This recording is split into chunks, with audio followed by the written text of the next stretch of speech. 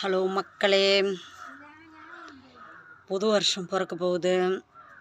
எல்லாருக்கும் எல்லாருடைய கஷ்டம், எல்லாருடைய வறுமை, எல்லாருடைய பிரச்சனை தீர்ந்து புதுசாக உங்கள் வீட்டில் எந்த கஷ்டமும் இல்லாமல் சந்தோஷமாக சௌகரியமாக எல்லாம் இறைவனை வேண்டிக்கிறேன். எல்லாருமே உங்களுக்கும் சரி எனக்கும் சரி இனிமேல் இந்த புது வருஷத்தில் எல்லா கஷ்ட நஷ்டமும் நீங்கி எல்லாரும் சந்தோஷமாக இருக்கணுன்ட்டு இன்னும் 4 நாளில் நான் மாலை போட போகிறோம் சத்தியம்மா கோயிலுக்கு.